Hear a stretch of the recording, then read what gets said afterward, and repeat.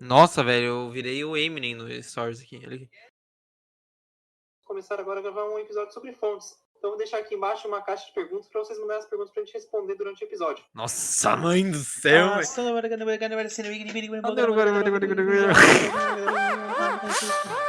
I'm gonna kill you. Lyrics coming at you with supersonic speed. Começar agora a gravar um episódio sobre fontes. Começar agora a gravar um episódio sobre fontes. Começar agora a gravar um episódio sobre fontes. Então vou deixar aqui embaixo uma caixa de perguntas para vocês mandarem as perguntas pra gente responder durante o episódio.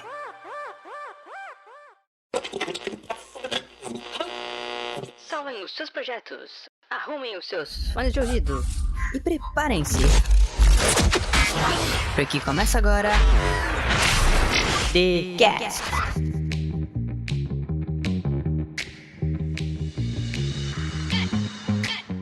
Sejam todos bem-vindos a mais um episódio de The Cast. Aqui que você fala é o William e a fonte do sucesso é Comic Sans 12 pontos.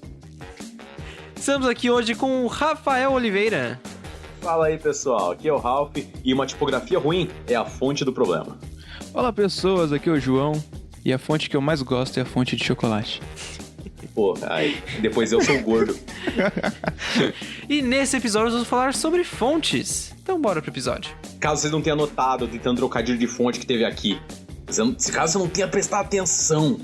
E todos os trocadilhos foram fonte de ser fonte de alguma coisa e não fonte tipográfica. Você tem que ficar atento. Previsíveis. A gente é minucioso nas piadas. Tava conversando com o Ralph antes, eu falei, vai ser sobre fontes. Ele falou, uma boa fonte é a fonte do sucesso. E depois, não saber escolher boas fontes é a fonte do problema. Tipografia ruim são a fonte do problema. E assim foi indo. Para de ficar me denegrindo aí, seu merda.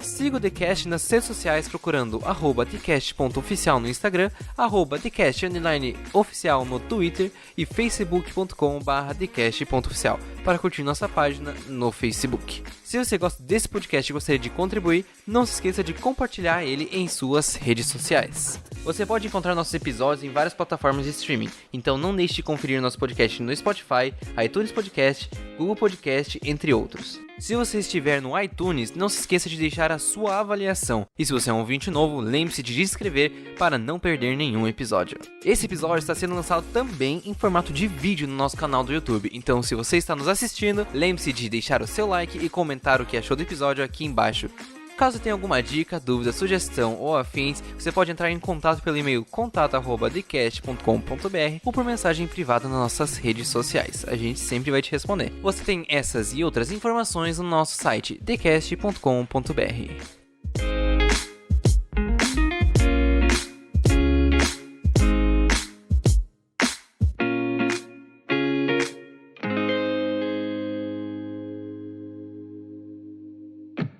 Certo, vamos lá. Para quem ainda não é da área do design gráfico, que caiu aqui de paraquedas, vamos explicar basicamente o que é uma fonte.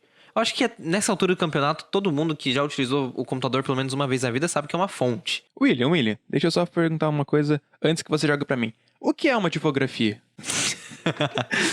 Depende, você tá falando de uma tipografia ou de uma fonte tipográfica? Você pode escolher o que você quer definir. Bom, a tipografia... William, e elas não são a mesma coisa?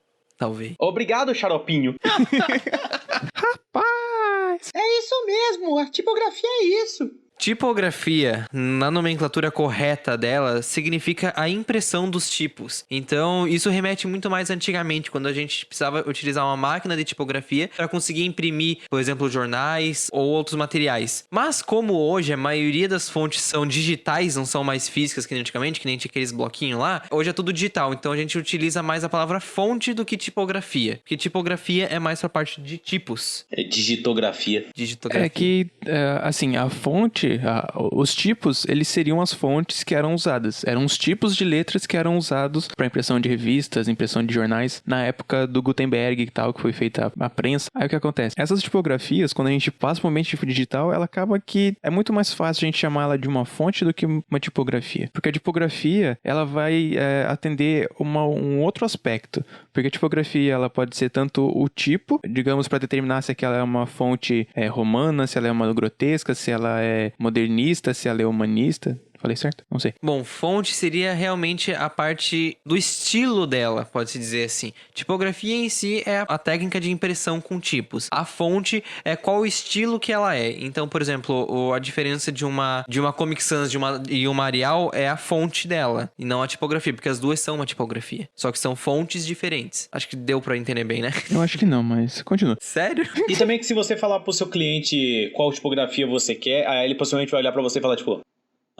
Normalmente o pessoal entende que tipografia é a mesma coisa que fonte, mas na verdade não é, mas na verdade se aplica a mesma coisa nos dias atuais. Então não tem muita diferença. Mas só pra deixar claro mesmo o que é uma fonte, pro pessoal Deixa eu só entender. refazer a minha ideia antes. A tipografia, ela tá mais ligado com a parte física que era usada nas prensas mais antigas, porque eram tipos que eram usados para fazer a montagem das palavras para serem impressas. Quando a gente passa para um meio digital, a gente não precisa mais desses tipos. Então acaba que a fonte, digamos, pra gente fica de melhor entendimento, enquanto a tipografia, por conta dos tipos, seria esse outro meio. Bom, e para caso não tenha ficado entendido para as pessoas que são leigas no assunto, quando você vai, por exemplo, abrir um Word, daí você vai escrever alguma coisa no Word. Você seleciona o texto que você escreveu. E se quer alterar, tipo, a letra dele, você consegue selecionar lá em cima. Ele, por padrão, já vem com Arial. Então você pode trocar, tipo, pra outra coisa. Se quiser uma fonte serifada, se quiser uma fonte sem serifa ou uma fonte humanista. Daí você consegue selecionar a partir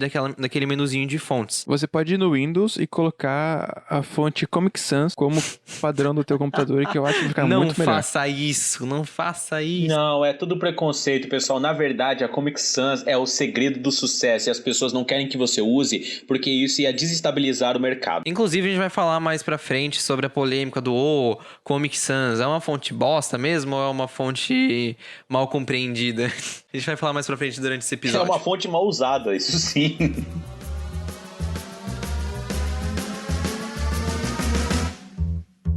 Passando agora, a gente definiu o que é a fonte. Vamos falar um pouquinho mais sobre a história da tipografia.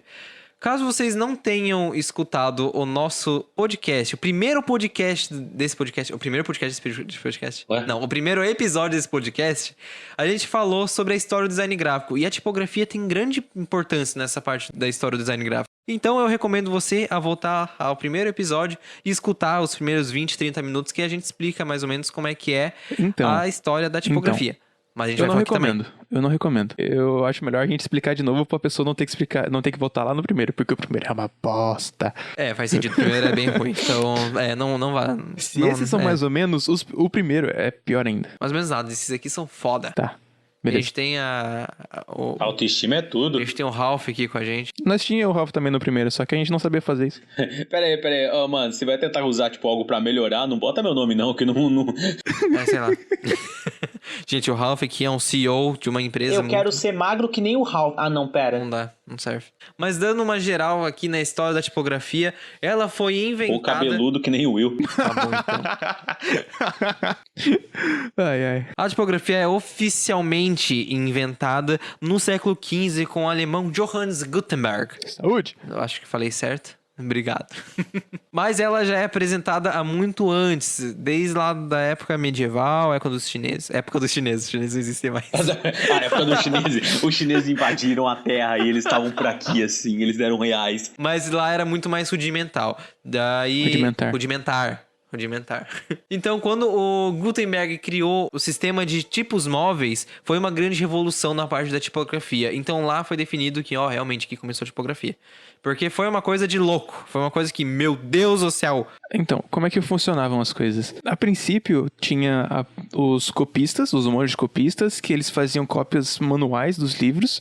Então isso acabava custando muito caro para fazer uma cópia de um único livro, porque você teria que comprar o material, que o material também já era muito caro, mais o serviço do copista. Não, é que sem falar que livros, antigamente livros eram itens que eram utilizados como herança e tudo mais. Quer dizer que os filhos brigavam para ver quem ficaria com os livros da casa, porque realmente eram muito caros de fazer. Na época, livros eram muito caros. Você conseguia trocar tipo um livro por uma fazenda, era algo exorbitante. Hoje em dia você consegue ver pessoas jogando o livro no lixo e dizendo que é uma porcaria.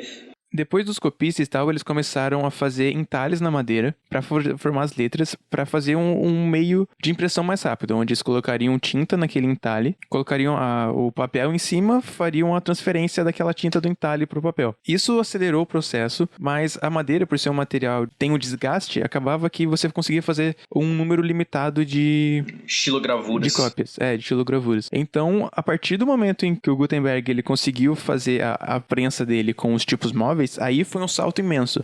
Antes eles já tinham uma certa linha de produção, mas só quando o Gutenberg ele conseguiu mesmo fazer a invenção dele, foi que deu aquele boom que o valor para isso acontecer foi bem menor. Os livros já passaram a ser de mais fácil acesso, as pessoas conseguiram comprar os livros para a faculdade e outras coisas do tipo. E o que a gente aprende com o Gutenberg também é uma coisa muito importante que eu só quero deixar claro e eu levo pra minha vida. Cuidado com empréstimos. Só digo isso. Não confie em ninguém. Não confie em ninguém. Se tem uma boa ideia, mantenha pra você. O cara vai pra perdeu patente. o trabalho de uma vida por causa de empréstimo.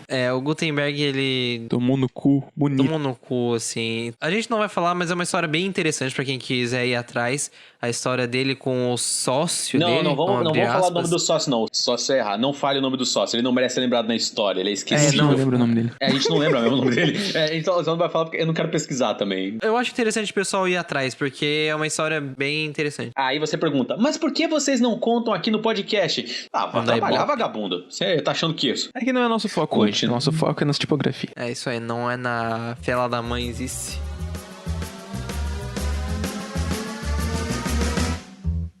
William, meu caro amigo, qual foi a primeira fonte criada? Então, eu quero só dar uma relembrada ali que a gente já falou. A gente consegue colocar nitidamente a história da tipografia em uma linha do tempo. Então, a gente começou com as tipografias rudimentares, lá pelos chineses que começavam a escrever em pergaminhos. Então, a gente foi para os cultistas, que escreviam nos livros, as bíblias, à mão. Quem? Então, Os cultistas de Call of Cthulhu. Pois é, parece os caras falando, tipo, em língua do Cthulhu, tá ligado? Pra trazer o Cthulhu de volta. Foi assim que nasceu o Necronomicon.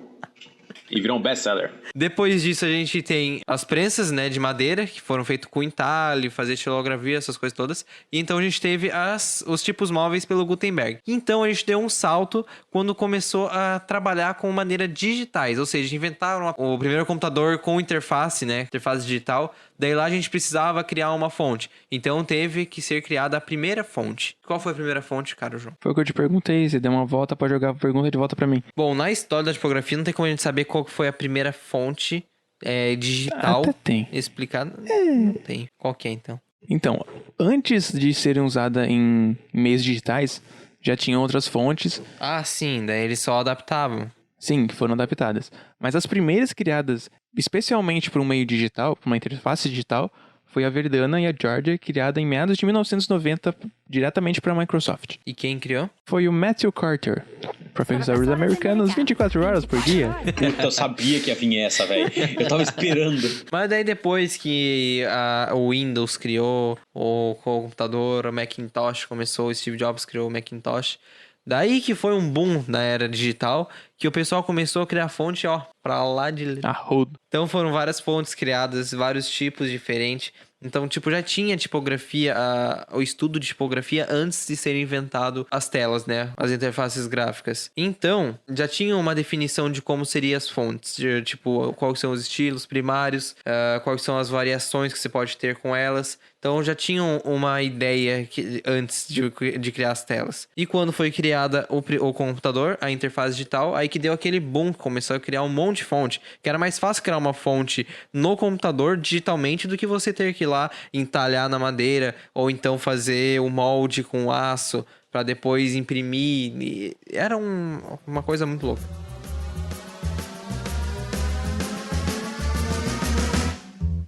Eu acho que pra gente começar já um debate, seria interessante você falar daquilo que você estava pensando esses dias que você veio conversar comigo depois. Vamos anexar aqui as minhas loucuras do Twitter. Gente, quem quiser me seguir no Twitter, @WilliamWC. Que esse assunto que a gente vai falar aqui agora, eu coloquei no meu Twitter porque eu tava de madrugada com insônia e me veio uma coisa na cabeça. Ainda bem, porque senão o cara ia ficar mexendo o saco de madrugada. Ainda bem que ele tava com a insônia, se ele ficasse com a Ainda bem gente, que eu ia ser coloquei uma no bosta. Twitter, senão eu ia... Ô, João, acorda aí, João. Não ia, nem a pau. Não, o João, tipo, a coisa que a gente mais faz é encher o saco do João. O João não tá fazendo nada, ele tá de boa. Na dele, alguém vem encher o saco dele. Eu sinto pena às vezes. Não, cara, fica à vontade. O meu ponto, quando eu coloquei no Twitter é certo considerar uma fonte tipográfica uma cópia de outra fonte apenas por ser semelhante? Mano, vamos pensar o seguinte, é que nem você chegar e falar, olha, eu acho que o roxo não é uma cor original, já que você tem que misturar duas cores primárias, que é o azul e o vermelho. Então ela não é uma cor original, essa cor aqui é horrível, não use ela é uma cor cópia. Não, Ralph, você não entendeu, é o seguinte... Eu entendi, eu só tava usando uma analogia de merda. Não, imagine que é o seguinte, a gente tem a ideia de fonte através do nosso alfabeto. Então, por exemplo, as fontes representam letras do alfabeto. A fonte da letra A representa a letra A do nosso alfabeto. Então a gente entende, desde quando é nos apresentado as letras do alfabeto, o que seria uma fonte. Então a gente conseguiria tracejar uma ideia pra gente definir qual que é a fonte primária. É que é o seguinte, Will, a visão que eu tenho de fonte, por que eu digo eu não considero tipo uma cópia exatamente? Porque a visão que eu tenho de fonte é que fontes são uma forma de utilizar letras e de se expressando de forma diferente. São letras que comunicam coisas diferentes. Então, mesmo elas tendo, tipo, bases parecidas, tipo, até se a letra for, tipo, você não notar direito a quanto mudou, mas tipo, ela mudou alguma coisa que faz ela ter uma sensação diferente, é válido, tipo, claro, você não pode simplesmente copiar, tipo, vou diminuir isso aqui, acabou. Não, você tem que fazer alguma mudança e você tem que ter um objetivo pra mudar. Então, pra você considerar algo, tipo, ela não é uma cópia, ela tem que ter um objetivo. Você tem que criar essa fonte com um objetivo em mente, do tipo, eu tô pegando essa fonte, que é a letra A, e quero deixar ela com um tom mais gamer. Você pode colocar ela mais pixelizada, colocar meio que algumas partes faltando, estilizar ela, aparecer como se fosse um glitch, e tecnicamente é um A, mas ela tem uma mensagem diferente. Ela não serviria um A normal. Justamente nessas mensagens que tava a pergunta, você colocar duas fontes que são quase idênticas, elas diferem em poucos aspectos. Isso que seria a pergunta. Isso é uma cópia ou isso não é uma cópia? Nessa ideia eu estava pensando, depois que o William me falou isso, eu fiquei pensando. Na antiguidade, várias civilizações têm em comum as pirâmides. Porque daí você pensa, nossa, são ETs que ensinaram eles a construir desse jeito? Não, talvez sejam os ETs, mas teoricamente é o jeito mais fácil de você empilhar pedras, empilhar alguma coisa e ela continue com uma base sólida. Sem dúvida, foram os e ETs. você conseguir ir cada vez mais alto. Você fazer uma torre é mais difícil do que você fazer uma pirâmide, porque quanto maior a largura, maior vai ser a altura que você vai poder andar. Então, você poderia dizer que essas civilizações, se não tiveram contato, elas estavam uma copiando a outra? Ou você vai dizer que essas civilizações tiveram a mesma resposta para um problema, entendeu? São o mesmo fim, mas com um trajeto diferente. Então, com base naquela pergunta, eu respondi para o William que eu acho que para você dizer se uma fonte é a cópia de outra fonte, você teria que ver o processo. Ver se o processo foi exatamente igual à da primeira fonte, ou se o processo foi a pessoa pegando as referências que ela tem e tentando resolver os problemas que ela está enfrentando. Se foi simplesmente alguém pegando e falando, tipo assim, na verdade, nem se o processo foi igual, também acho que também é válido. É um negócio, tipo assim, teve um processo, a pessoa fez um processo pra fazer isso, ou simplesmente surgiu do nada e chegou até esse ponto. Se surgiu do nada e chegou até esse ponto, é bem provável que foi uma cópia, porque ela possivelmente se inspirou, entre aspas, na já pronta. Se já teve um processo, a pessoa pode ter dado um estalo, tipo, eu tenho um monte de vezes que eu, tipo, tenho uma ideia e de repente chega o Will ou o Jean e fala assim, então, Ralph, como é que eu te falo isso? Não, tem um amigo meu que tem um projeto de fazer um agregador de links, um negócio desse, mas que já existe uma caralhada de coisa igual. Não, é terrível quando você tem uma ideia que você acha bom e algum seu colega chega e fala assim, então, como é que eu te conto isso? Tem um colega meu que tem um jogo sobre frases. Só que a gente chegou pra ele, então, tem outro jogo que já é praticamente igual. E tipo, ele, não. Tava junto comigo nessa... Aí ele falou, não, mas em português não tem. Tem gente que começou a pesquisar e, nossa, olha aqui, tá vendo? Esse aqui é igual em português.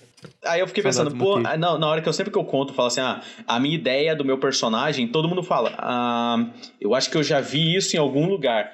E aí na hora que eu fui pesquisar, depois de Ele ter todo está o se processo... distanciando, só pra avisar. No meu caso, tipo, eu tinha a ideia de um jogo que tinha uma temática. Só que em outro local tinha certo jogo que tinha a mesma temática e chegou numa temática parecida na que eu cheguei. Ou eu cheguei na temática parecida, já que ele fez primeiro. Se você parar pra pensar, talvez as coisas não fiquem em um aspecto original. Elas são parecidas, só que elas não são idênticas. Elas se parecem, mas não são uma cópia uma da outra. Porque se for parar pra pensar filmes de herói, eles têm basicamente a mesma fórmula. Diferenciam em um aspecto ou outro, mas são basicamente aquela mesma historinha.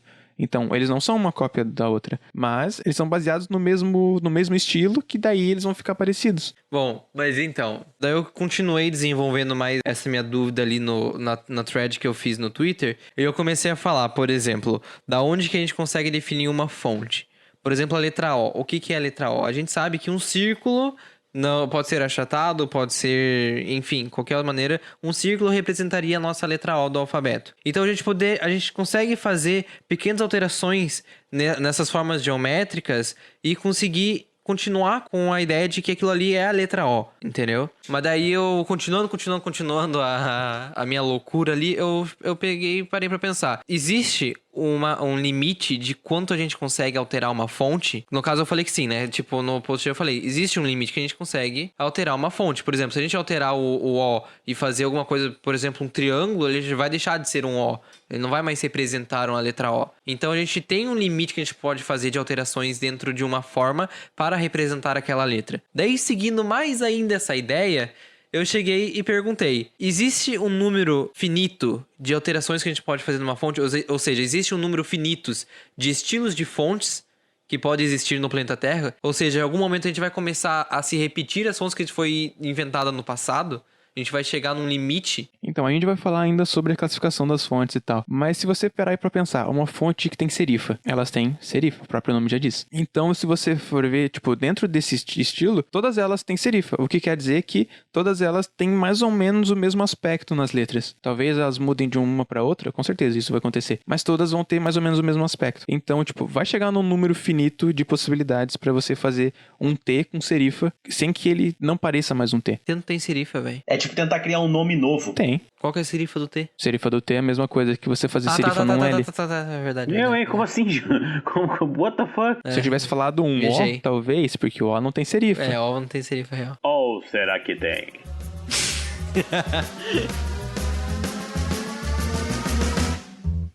Ralph, meu querido amigo, você sabe quais são as classificações das fontes? Não, me diga. Nossa, isso foi tão natural. Não. É tipo assim, foi falso, mas eu realmente não sei. Me contar aí.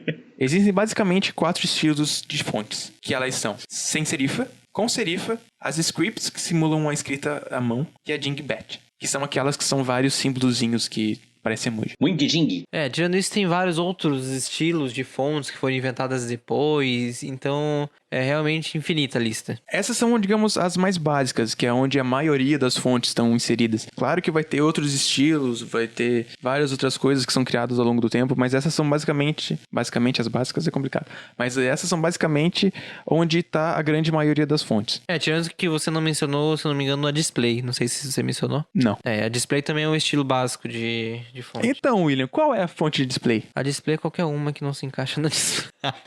Na serifa e sem serifa. Um depósito essa merda? Tipo, não, você não se encaixa, vai pra lá. Não, por exemplo, a display, a gente tem, por exemplo, fontes com famílias tipográficas que tem mais de 10 variações, que tem 5 variações. A display normalmente tem só uma variação, porque é aquela fonte trabalhada, por exemplo, um handwriting, ela se classifica como se fosse uma fonte display, que é uma fonte específica para uma ocasião, entendeu? Então, tem uma fonte, sei lá, do Minecraft, é uma fonte display. A gente tem as fontes sem serifa, que o próprio nome já diz, que elas são sem serifa, elas não têm aqueles tracinhos nas letras que fazem um detalhe a mais, que essas letras são muito indicadas para livros, para revistas, que facilitam a leitura. Se você parar e prestar atenção, quando você vai ler na internet, qualquer página na internet quase não usa a questão de serifas. É quase todas sem serifas. Elas têm, você consegue ler com facilidade, mas quando você começa a ler muito tempo, você percebe que aquilo vai te cansando. Aí quando você passa para um livro, você consegue ler muito mais do que... Aí você acaba se cansando cansando porque é um livro, e livro é um porre. Aí quando você passa para um livro, você percebe que a serifa, ela de certo modo, ela facilita a tua leitura e faz com que você tenha menos esforço para ler. Antigamente era muito mais famoso as fontes serifadas. Você via fonte serifada pra tudo que é lado.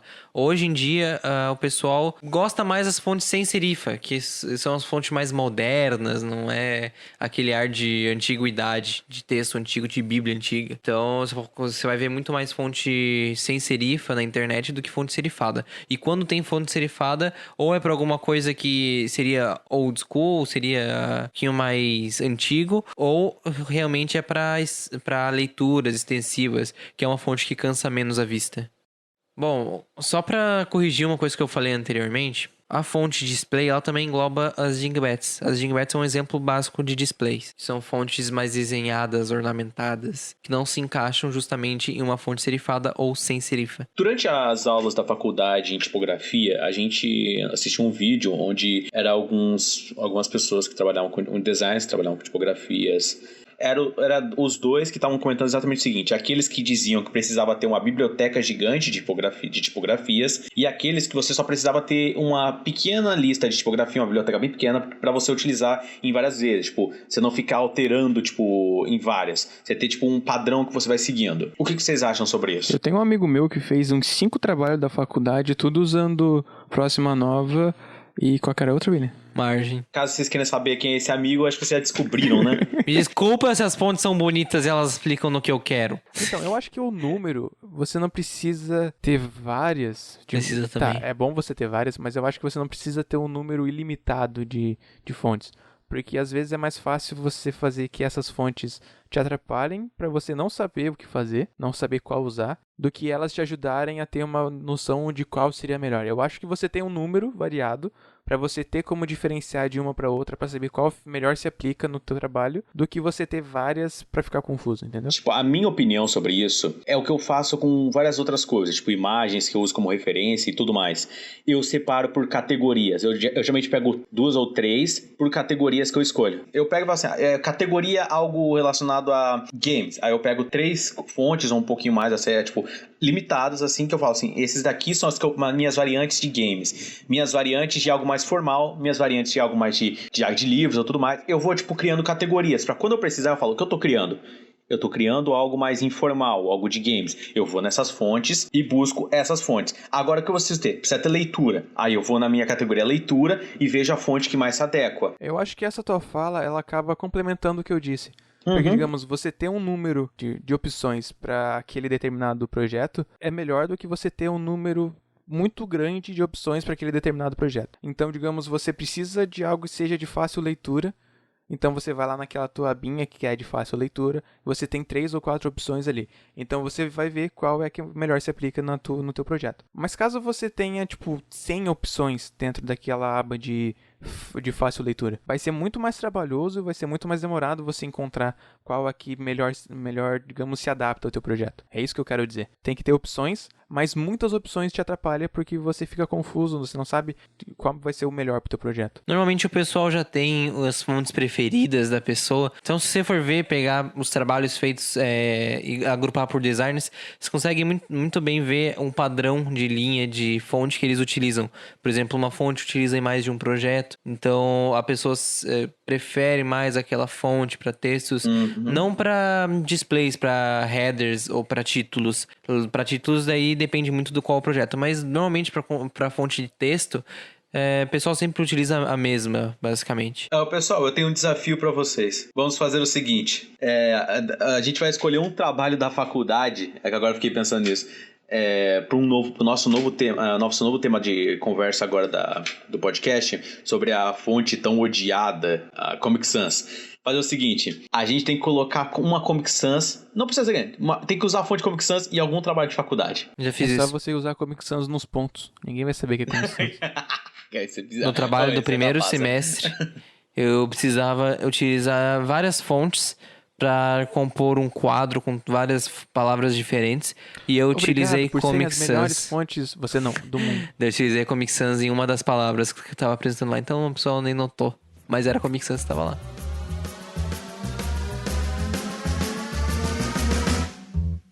Um aspecto muito importante das fontes é quando você coloca ela em destaque. Então, você fazer uma peça gráfica, a fonte ela vai ter um papel fundamental porque você vai direcionar o olhar do teu cliente, o olhar do teu usuário e tal. Porque você vai fazer com que a fonte trabalhe de uma maneira que vai chamar a atenção numa fase primária. Depois ela vai correr para um outro ponto, para passar para um ponto, para aí depois ver como um todo. Então, você colocar uma fonte que ela é de um tamanho grande, tipo no estilo bold, que ela é aquele bem encorpado, vai fazer com que o teu cliente, o teu usuário, ele foque naquilo primeiro. Aí depois ele vai procurar por um subtema, um subtítulo, e depois ele vai procurar por um texto que exemplifique aquilo. Então, tudo isso vai ser com base na tipografia, com o tamanho da tipografia, com o estilo dessa tipografia. São tudo coisas que você conseguiria fazer com outras opções, com outros símbolos, talvez. Mas a tipografia, com os estilos dela, você consegue fazer isso de forma mais fácil. Isso se enquadra muito bem no termo de hierarquia visual.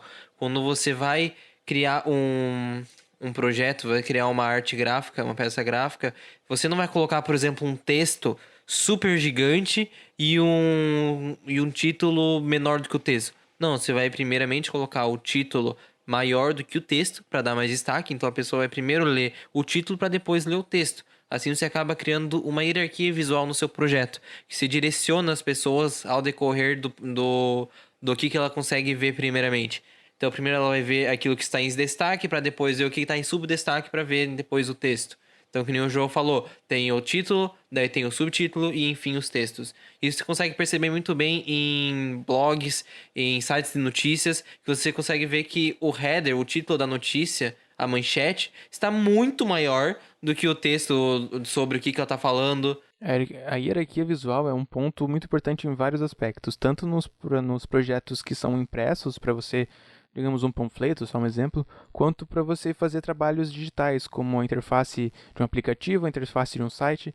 A hierarquia visual ela vai ser muito importante em todos esses aspectos, porque vai fazer com que o cliente tenha primeiro um olhar para onde você quer que ele olhe, para depois ele olhar o restante da composição. Lembrando também que a hierarquia visual não é apenas com fontes, ela se aplica ao projeto inteiro, desde elementos gráficos, cores, etc. Espaço em branco também, muito importante. Fonte sempre foi uma das minhas fraquezas quando eu tava fazendo o trabalho. A gente percebe. Eu sempre... Filha da puta. O projeto editorial tá aí para isso. Tipo, o uso de tipografia e o uso de cor são os pontos talvez mais difíceis, não digo difíceis, mas são os pontos que requerem maior atenção quando você vai fazer um trabalho, porque é ali que você vai conseguir, na minha opinião, a maior atenção do usuário, porque é ali que você vai conseguir passar, tipo, o maior número de mensagens. Sim, e você tem que saber muito bem qual fonte você está escolhendo, porque você pode escolher uma fonte que não condiz ao assunto que você quer passar, a sensação do texto que você quer passar. Se você para pensar, do mesmo jeito que a gente estava falando, é muito importante, porque você usar a fonte certa. Porque você tá lá fazendo um post dos Dia das Mães agora, aí tá ali, você tá passando uma mensagem de amor e carinho, de afeto com as mães e tal, os seus filhos. Você põe a fonte e você pega e usa uma fonte display cheia de pontas que parece um grafite. Talvez funcione, depende muito de qual é o intuito do teu projeto, mas ela vai fugir um pouco daquilo. Talvez uma fonte humanista, uma fonte script vai trazer um aspecto para tua composição, um aspecto muito melhor para aquela mensagem. Caso é caso, porque, exemplo, nesse que você falou, a fonte grafite, no caso, você pensaria, mas onde que eu poderia usar isso? Bem, se a pessoa que vai fazer, vamos ver, seu cliente quer fazer um cliente das mães, o que ele faz? Ele trabalha com essa parte de grafite e tudo mais. Faria mais sentido você fazer, tipo, algo utilizando essa fonte. Pois é, digamos, se esse aspecto de grafite ele já for um ponto dentro da identidade visual que aquela pessoa trabalha, vai fazer sentido você colocar aquilo dentro de um post do Dia das Mães. Mas se for uma loja, tipo, uma loja de roupas do shopping que não trabalha com esse estilo grafite, você colocar aquilo dentro da composição não vai fazer o menor sentido. Então ele vai acabar destoando da composição. A identidade visual se aplica muito com a fonte. Por exemplo, as primeiras coisas que consegue identificar numa identidade visual é cor, a marca em si, a fonte tipográfica que é utilizada. Então ela tem uma importância muito grande quando a gente conversa sobre identidade visual. Então, como o João falou, por exemplo, uma loja de um shopping, uma loja grande, ela já tem a sua tipografia definida, qual tipografia utilizar, não vai ser qualquer uma que você vai utilizar lá. Você tem que seguir a linha de identidade visual daquela marca para não causar um baque tão estranho e acabar saindo pela culatra. Por exemplo, se a gente tivesse aqui... se a gente pudesse mostrar uma imagem pra vocês, eu ia mostrar uma propaganda que teve num shopping, que tinha um banner gigante, assim, no shopping, na entrada dele, onde tava escrito Feliz Dia do Pai, não, então... Do país. No pai, não, tinha pai, tá ligado? E daí a fonte era uma script, ou seja, ela era handwriting, né? Ela tinha escrito à mão. E o pai, a perninha do A ia pra cima e tinha um ponto. Só que o ponto eles colocaram de outra cor por algum motivo. E não ficou identificando um ponto. Então ficou Feliz Dia do Pau, entendeu? Tecnicamente, faz todo sentido biológico. Eu só queria julgar uma coisa, assim, ó, pro pessoal que tá ouvindo. Olha só, Rafael, por que você não fala muita coisa durante o podcast? É que quando ele fala merda. Não, é porque às vezes eu tô tentando falar alguma coisa, aí eu tô olhando a câmera do Will. O desgraçado fica me julgando na câmera. Ele acha que eu não tô vendo esse corno aí. Eu tô falando alguma coisa, esse desgraçado fica tipo... Mentira! Ele me convida pra ficar me enchendo o saco.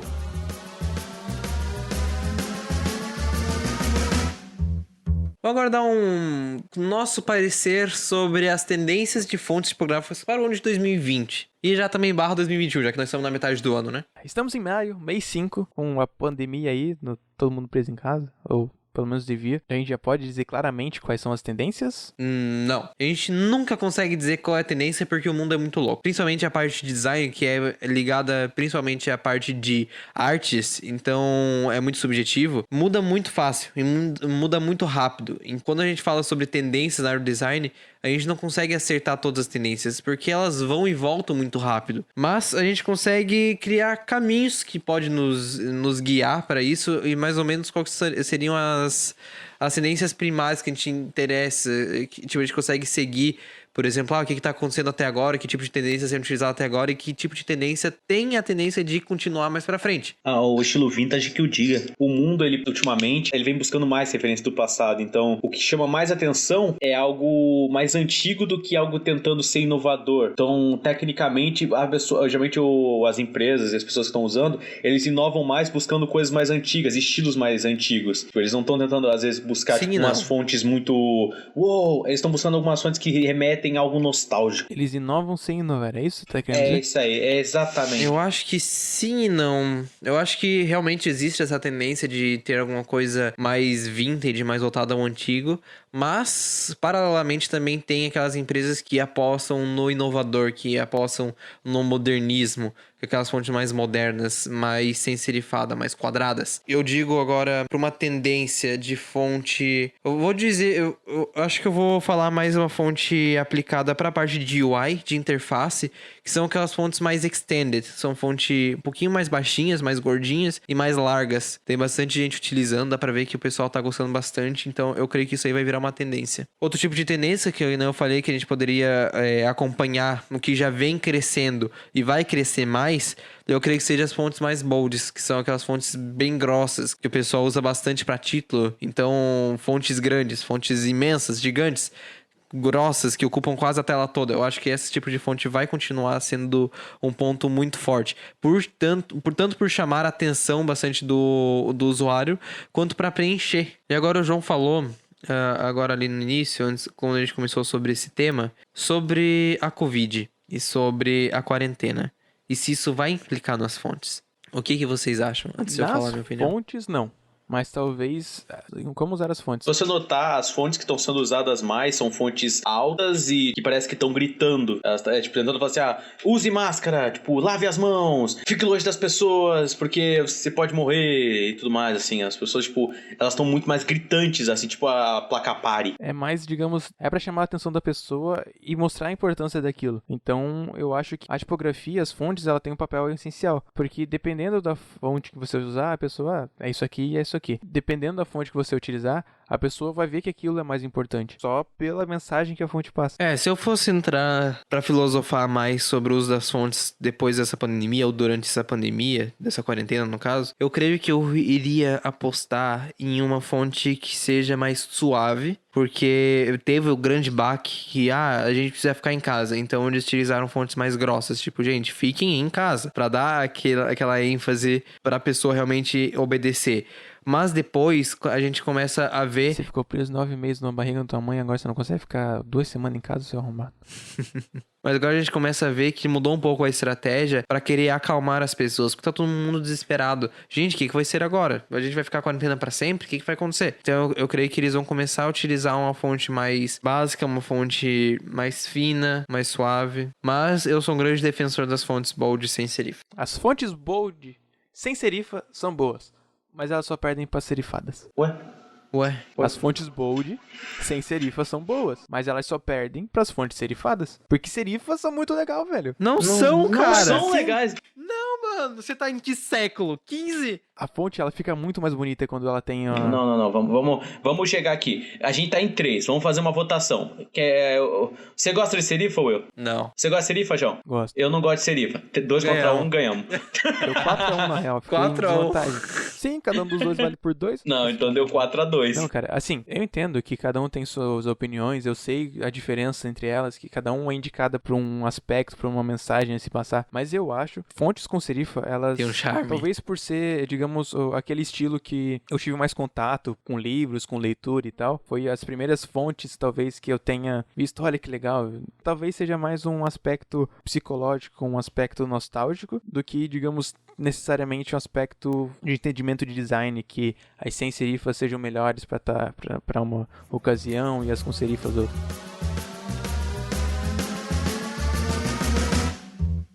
Bom, agora vamos puxar uma polêmica. Vamos conversar sobre a Comic Sans. A melhor fonte. Que um monte de design pega assim e fala, gente, quem usa Comic Sans não devia nem ter nascido. Por que a Comic Sans é tão odiada assim? Cara, ela não é tão ruim assim, ela só tem que ser usada dependendo da intenção do projeto. O problema da Comic Sans não é a utilização. É as pessoas. Quer dizer, o problema da Comic Sans não é a fonte, são as pessoas. É a utilização delas. É sempre as pessoas. Ela ficou tão odiada porque o pessoal começou a utilizar a Comic Sans em logo de hospital. Bom, a Comic Sans é uma fonte que ela tem um intuito para ser desleixada mesmo, para não ser uma fonte com um tom sério, com um tom que a pessoa vai utilizar. Ela tem um tom infantil, então você colocar ela num convite de festa de aniversário de uma criança, tá beleza, porque é um convite de festa de criança. Faz sentido. Mas você nesse colocar caso. ela numa logo no hospital, tá errado. Então, não é, como você disse, não é a Comic Sans que é ruim, mas é o uso que as pessoas dão pra ela. Exato. E esse é o problema. O pessoal não sabia onde utilizar a Comic Sans. Ela ficou uma fonte tão famosa porque o pessoal começou a utilizar em tudo. Começou a utilizar em logo de coisas que não devia utilizar a Comic Sans. Começou a utilizar em mensagem de escritório pra colocar em... Por exemplo, aqueles bilhetes que...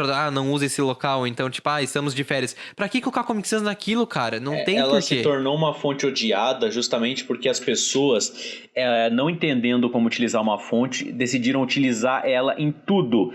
E acabou... Como é que se chama quando você usa demais alguma coisa? Você generalizou ela. Não, eles que usaram tantos lugares que a origem dela, que o objetivo dela foi perdido. Ela se tornou uma fonte onde as pessoas não sabiam para que ela servia. Ela perdeu o seu sentido no universo. Sim. E, gente, a fonte Comic Sans não é tão odiada. Ela virou um meme. Esse é o fato, ela virou um meme. Não é que eu por exemplo, eu falo, eu odeio Comic Sans, você não devia usar Comic Sans. Mas eu não odeio Comic Sans. Eu só... É um meme você odiar Comic Sans. Os designers gráficos odiar Comic Sans é um meme. Tem um documentário sobre a fonte Helvética, que em um determinado ponto do documentário tem um designer lá que eu não lembro o nome dele. O cara odeia Helvética, mano. Fala, eu não gosto da fonte Helvética, porque ela é uma fonte muito boa, mas ela foi usada em tantos lugares diferentes, com tantos propósitos diferentes, que você não consegue mais identificar qual é o propósito dela. Uhum. Exatamente. Então isso se aplica a Comic Sans também. Ela já foi usada em tantos propósitos diferentes, com tantos lugares diferentes, que você não sabe mais pra que ela realmente serve. Só que a diferença da Comic Sans e da Helvética é que a Helvética é uma fonte mais séria. Então, não tem tanto problema assim, tá ligado? Agora, você utilizar uma fonte que é totalmente arredondada, totalmente desleixada, para um projeto onde a fonte precisa ser séria, daí causa um problema. E é por isso que, por exemplo, você não vê tanta gente odiando a Helvética quanto odiando a Comic Sans. O mesmo exemplo vale pro que a gente tava falando antes. A Comic Sans, num convite de festa de aniversário de criança, é ok. A Comic Sans, no uso num logo de hospital, é muito ruim. Aí você colocar a Helvética na criação do logo de um hospital, e você colocar a Helvética num convite de festa de criança, é ok. Essa é que a forma arredondada da Comic Sans, eu posso estar falando errado, mas ela tira o profissionalismo do que ela Sim. parece. Não vira não é um hospital, vira uma brinquedoteca. Ela dá um ar mais, tipo, sei lá, de graça e tal, não, de ser engraçado. Um lugar que não é pra ser engraçado, é pra ser um lugar sério. Acho que não é o profissionalismo, e sim o estilo, né? Vai tirar a mensagem que o logo do hospital deveria passar. Eu acho que antes da gente finalizar, que as fontes, elas são feitas com um propósito. Então, não vai existir uma fonte ruim, vai sim existir uma fonte mais adaptada para aquele propósito que você quer. Então, a Comic Sans, ela é boa? Talvez. Tudo vai depender de qual é o projeto que você está fazendo. Então, quando você tiver que fazer um projeto, você vê qual fica melhor, qual se adequa com a mais, e pode usar qualquer uma. Menos a Comic Sans.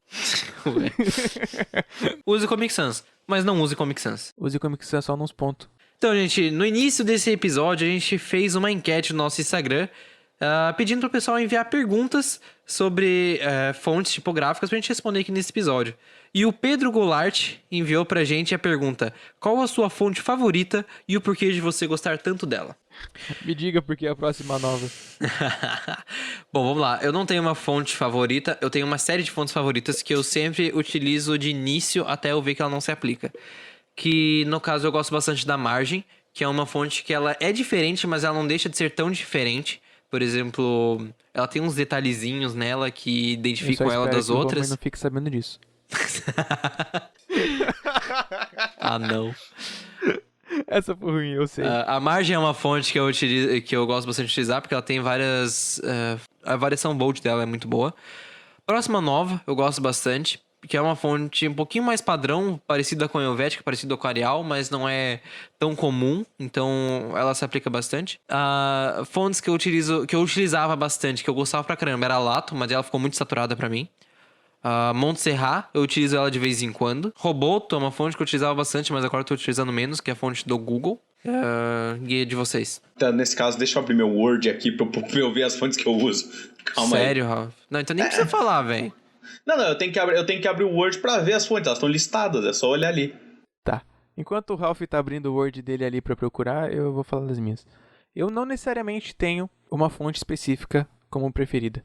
Mas como eu disse antes, eu gosto muito das fontes que tem serifa. Pelas mesmas coisas que eu Times disse. New Roman, certeza. Não, é o que eu mesmo falei. Eu não tenho necessariamente uma fonte específica, mas as fontes que tem serifa, elas me agradam mais. Sabe quando você olha que coisa bonita, olha que coisa bem feita, olha esses raios de luz? Eu peguei essa referência. É tipo, eu olho aquilo já me agrada. Eu sei que ela vai ter, tipo, onde ser usada, que às vezes vai ser uma fonte sem serifa, vai ser melhor pra aquele projeto e tal. Mas as fontes com serifa, elas me agradam mais. Gente, eu não falei do Poppins, né? Poppins é uma fonte muito boa que eu utilizo também. Consegui achar aqui. As fontes que eu gosto aqui são geralmente fontes mais slims, que são mais fininhas, assim, utilizadas pra... Eu gosto desse tipo fininho. O contraste do designer. Eu gosto também de fontes que são escritas também, que eu acho legal pra colocar em alguns trechos. E também a parte que eu gosto são algumas fontes que fogem um pouco do que eu falei, de ter uma biblioteca um pouco mais limitada, que eu adoro ficar procurando fontes aleatórias que os caras criam com temáticas. Aí eu pego e tento ver tento utilizar às vezes porque eu acho legal e que combina com o que eu quero. Claro, tem um senso crítico mais, tipo, tem que combinar com toda a temática, mas, tipo, geralmente... Off-topic aqui, eu só queria dizer que esse foi um dos problemas que eu vi no seu projeto do editorial, que eu não gostei, no caso. Porque eu não... É que, tipo assim, na verdade eu concordei com o Will com relação a minha... Eu disse, eu tenho problemas com fontes. E no meu trabalho, eu tava com um problema de encontrar as fontes boas pra eu colocar na revista. Justamente porque eu não estava encontrando nenhum exemplo de revista de games. Então, eu decidi dar uma revisada. Eu tirei as fontes que eu tinha usado até agora e fui refazer a minha pesquisa de fontes pra colocar na revista. E não foi só você que não gostou. Tipo, o professor gostou, mas, como eu disse, geralmente quando o professor gosta e eu não gosto, eu sinto que as pessoas têm mau gosto. Sim, porque eu acho que eu tô certo. Então é exatamente assim. E quando é o Will que não gosta, eu só não ligo. Não é muito importante. Cara, William. Faz sentido. Voltando pra minha fala sobre fonte favorita, eu disse que eu não tenho uma fonte E preferida. também ninguém liga, mas tudo bem. Mas eu menti. A minha fonte preferida é a fonte do filme O Senhor dos Anéis. Pra mim, Lord ela of tem the tudo. Rings? Cara, ela tem tudo que eu gosto, tá ligado? Tipo, aquele aspecto do filme em si e, tipo, as serifas. Pra mim é a fonte perfeita. E eu sei que ela não tem muitos usos, mas pra mim é a fonte perfeita. A minha fonte preferida... Você já falou? Você falou umas 500 fontes já. Não, vocês já utilizaram o Jokerman? Não me lembro. Você se lembra assim da Jokerman? Pesquisa no Google aí pra você ver.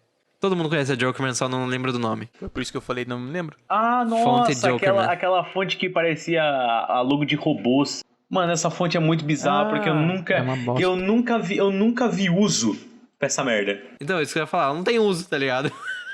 A Jokerman ela é só ruim, ela não é mal aplicada, ela é só ruim mesmo. Pelo menos não é aquela fonte 3D, que aquela fonte 3D, puta que o pariu, velho. Não, Aquilo é aquela, ruim. aquela Aquilo é fonte ruim. 3D... Ah, é verdade isso, ó, gente. Uma fonte que eu recomendo vocês a procurarem é a Universe Revolved. Professores americanos, 24 horas por dia. É o Universe Will Revolved. americano, 24 horas por dia. Que não é uma fonte pra ser aplicada, ela nunca foi criada pra ser aplicada. É uma fonte só pra mostrar, tipo, olha só. Olha, conceitual. Conceitual, exatamente, conceitual. É uma fonte que eles pegam a fonte em si e giram ela em torno de um eixo. Não do próprio eixo, mas do eixo externo dela. Então ela se torna uma fonte 3D. Tipo, uma coisa muito louca, velho. Sério. Link no post. Post no link. Não, pera. Na verdade, todo post é num link. Porque não, você não pode acessar. Fica quieto, para de Eu ser gostaria de chato. agradecer a todo mundo que escutou até aqui. A gente gostaria de agradecer especialmente ao Rafael por ter acompanhado a gente nesse episódio. Ralph, muito obrigado. Sua presença foi uma presença de peso. Muito obrigado. Quem é Rafael? Foi uma enorme presença. Você ocupou um espaço muito grande nos nossos corações agora. No arquivo. O arquivo ficou meio pesado. Eu só falar, geralmente o TheCast normalmente ele tem 1 GB. Aí quando eu participo ele tem 3 GB. Cada áudio, cada participante. Assim, normalmente os episódios chegam a quase 12 GB, Rafa. O meu áudio sempre é o mais pesado, por algum motivo. É porque o áudio dele vem com barulhinho de apito de forno quando a pizza ficar pronta. A diferença minha e do João e do Will é porque eu sou um gordo que tem comida. Vamos terminar esse podcast? Enfim, gostaria de agradecer novamente a todo mundo que escutou aqui, até aqui. A gente se ouve em outro podcast. Muito obrigado. Ctrl S, editor salvou.